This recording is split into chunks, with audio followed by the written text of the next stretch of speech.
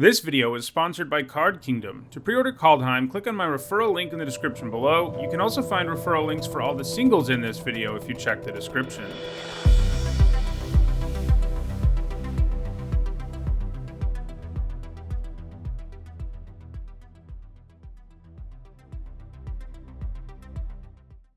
Hi everyone, I'm Nitsahone, and today I'm bringing you a special MTG Top 10, the series where I rank cards based on their historical performance at Magic's highest level of competition. Normally, these come out every Wednesday and Friday, but Wizards sent me a free preview card for Kaldheim that I'm scheduled to reveal today, and that card inspired this MTG Top 10, so Wednesday's video got bumped to today. Without further ado, let me reveal my preview card, Starnheim Courser.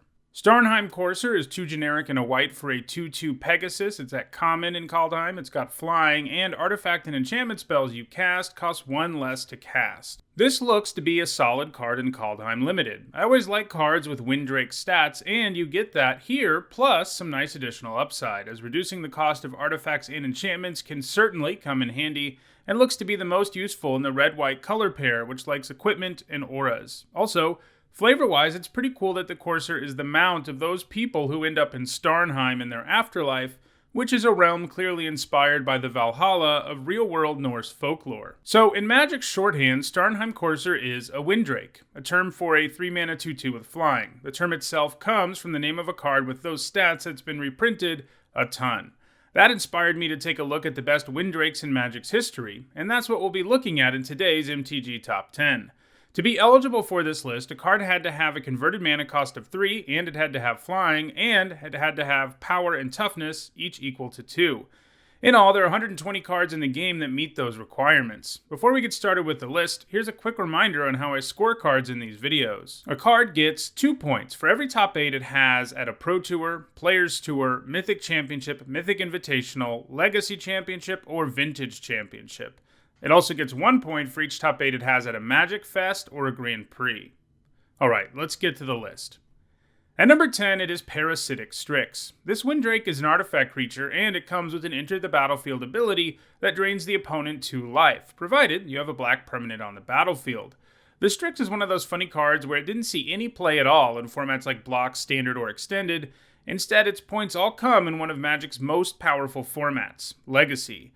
In particular, the Strix has been played in Aluren combo decks. These decks seek to stick their eponymous enchantment, and then win the game by combining it with Cavern Harpy and an Enter the Battlefield ability.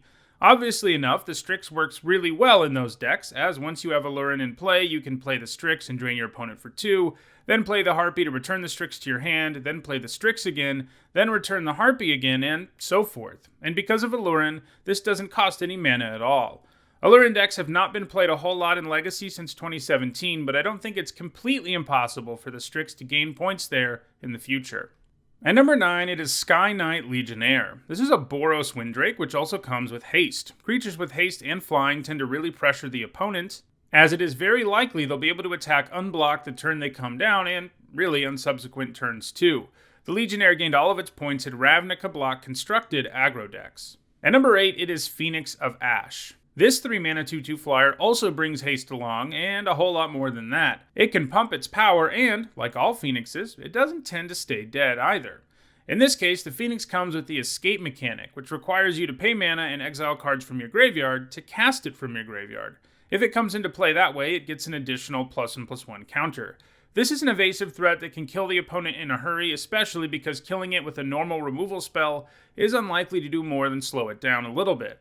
In Standard, it's gained points in aggro decks like Red Deck Wins and Gruul Aggro. It also has a single point in Pioneer, which came in that format's version of Red Deck Wins. It's still being played in Standard these days, so it's likely to gain some more points before it rotates. At number 7, it is Kira, Great Glass Spinner, a Windrake that makes it a lot harder for your opponents to kill your creatures with spot removal. Kira basically puts sort of a protective bubble around all of your creatures that makes it so the first spell that targets one of them gets countered. And each of your creatures has this individually, so anytime one of your opponents wants to kill one of your creatures, they're going to have to use 2 spells to do it. And that means they're going to have to 2-for-1 themselves. And in the meantime, Kira can put her Windrake status to good use by attacking the opponent in the air. Kind of like Parasitic Strix, Kira was not played at all in block, standard, or extended, but it has taken hold in the non-rotating formats. Interestingly, it's gained all of its points from tribal decks, in spirit decks in Modern and Vintage, and in Merfolk decks in Modern and Legacy.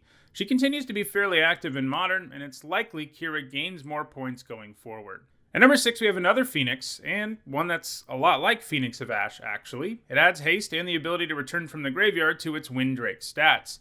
It can actually come back from the graveyard really cheaply, for only a single red mana. The low cost is offset by the fact that it does ask you to jump through some hoops to get there, and for a while those hoops were difficult enough to jump through that Flamewake Phoenix didn't see a whole lot of play. While in Standard it managed only 2 Grand Prix top 8s, one in a Rakdos Dragon's control deck, which ran plenty of big creatures that could get this back from the graveyard, and another in red deck wins. It really took off though in Modern Hollow One decks. That deck specialized in discarding a ton of cards to cast Hollow One for free, or at least for very little mana. It just so happens that Hollow One is a 4/4, so being able to cast one on turn 1 and discarding your Flamewake Phoenix on the way there means you can be attacking for 6 on turn 2. These decks can get lethal on you in a hurry, and Flamewake Phoenix is a big part of that. Unfortunately for Flamewake Phoenix, Hollow One was severely weakened and really eliminated by the banning of Faithless Looting, so right now it doesn't have a home in Modern. At number 5, it is Thief of Sanity. This Windrake combines its flying with a powerful combat damage trigger, which lets you steal cards from the top of your opponent's library anytime you hit them with Thief of Sanity. If Thief of Sanity connects with an opponent even once, you feel pretty good about the situation, especially because at that point, you get to keep the cards whether or not the thief dies in the future. Because the thief lets you use mana of any color to pay for those cards, you can steal pretty much whatever you want. Obviously, that type of effect can seriously snowball as the game goes on, as your card advantage will just destroy your opponent, and the fact you're using their cards to do it will demoralize them too. In Standard, Thief of Sanity was mostly played in Esper control decks. It also has 7 points in Pioneer, all of which came in the now banned out of existence Dimir Inverter deck. The Thief is no longer in Standard, and the deck it was thriving in Pioneer no longer exists, so it's unclear whether or not it will gain any more points going forward. At number 4, it is Drogskull Captain, a 3-mana 2/2 flyer that's also a Spirit Lord. Not only does the Captain pump all of your spirits, it also gives them hexproof.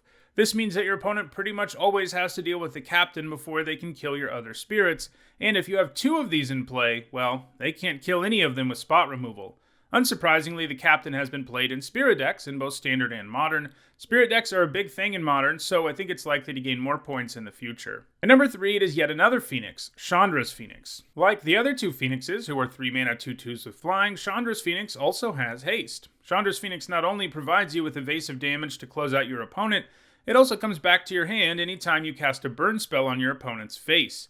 It was printed in both Magic 2012 and Magic 2014, giving it 2 different periods of Standard eligibility. Both times it saw play in aggressive red decks that ran a considerable amount of burn, primarily variants of red deck wins.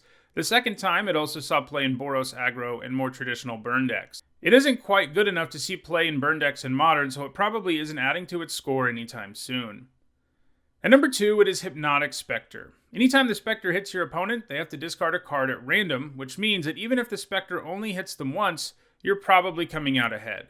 It was especially good in the early days of the game, when it was a highly efficient flyer that could greatly disrupt the opponent's game plan thanks to that random discard effect. Plus, you could combine it with Dark Ritual to play the Spectre on turn 1, something that is absolutely devastating for the opponent staring down the Hypnotic Spectre. They have to have an answer for it, or they're probably going to lose. Both times it was legal in Standard, it saw significant play. Its first time through, it saw play in both black aggro and control decks. The second time, it was played in both aggro and mid-range decks. It has also gained a couple of points in Legacy mono-black aggro. And at number 1, it's Fairy Macabre. This creature is basically a straight-up Windrake when it is on the battlefield, so it gets its real power from the fact that it can be discarded from your hand to exile things from your opponent's graveyard, something that is extremely powerful in matchups against graveyard decks. If you exile specific cards your opponent is trying to reanimate or get back from their graveyard, you're doing some serious work. This is an effect that's not a spell, so there are very few ways to counter it.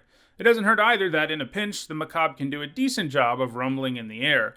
It has appeared in the sideboards of decks in just about every format where there's a relevant graveyard deck, and both Block and Standard at the time had those.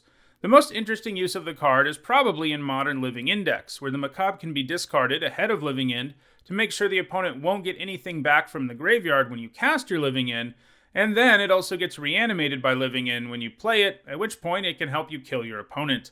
The macabre is good enough at hating on the graveyard that it sees play in the Eternal formats, where graveyard decks are at their most powerful. Well, those are the 10 Windrakes that have left the biggest mark on competitive Magic. I hope you enjoyed the free preview card that inspired me to make this list. If you enjoyed this video, don't forget to like it and share it so that others can enjoy it too. If you want to make sure you catch future MTG Top 10s, don't forget to subscribe and turn on notifications. And if you want to check out the over 325 other MTG Top 10s I've already done, you should see the playlist on your screen now. Thanks for watching.